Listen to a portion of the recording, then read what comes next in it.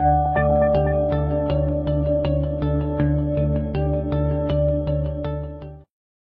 you feel we're any closer to winning the war on drugs based on all of the problems with Mexico and the cartels and the fights over our border and the drugs being imported from Mexico than we were last year? Well, whether you call it a war on drugs or some other term, I mean, I firmly believe that we need to do what we should to stem both drug trafficking into the United States and drug usage in the United States. And I do believe there have been some successes, particularly when it comes to the use of drugs by children in high school or college and the like. There are others in the at ONDCP and others who are much more familiar with that than I am. But you say some successes. Do you have any statistics to show? Statistics I see say that more people are using, say, marijuana than have, because the public doesn't has a feeling about use of certain drugs that maybe the FBI doesn't.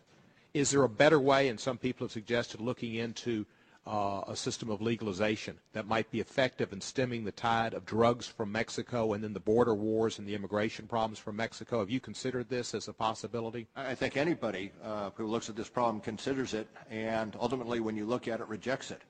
I tend to think that the use of particular drugs goes in waves. You'll have marijuana for a period of time, then you'll have heroin, then you'll have cocaine, then you'll have crack cocaine, then you'll have methamphetamine, and then you'll have OxyContin, and it goes in waves. And let me ask you about the way people. I'm sorry, but there are too many individuals, both parents and others, who have lost their lives to drugs to give a ready answer that it should be legalized. I agree with you, sir, and there are lots of parents who've lost their lives to crack, cocaine, methamphetamines, and heroin, and they've somewhat gone in waves.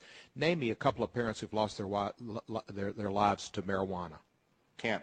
Exactly, you can't, because that hadn't happened, and there hadn't been a wave, because that's been a constant thing in America since Harry Anslinger, because African Americans used it and saw it as something that was crippling and gave it to the Latin Americans and put an ethnic tone to it. When have we, is there some time we're going to see that we ought to prioritize meth, crack, cocaine, and heroin and deal with the drugs that the American culture is really being affected by and lives are being lost? The only thing I would say is that you talk to parents who have lost their children to drugs. Right. They will inevitably say that they started off with marijuana. They probably started off with milk and then went to beer. And then they went to bourbon, and then they might have gone to marijuana. The gateway theory doesn't work. Maybe. It's a reality. Obviously, we're going to have not going to agree there.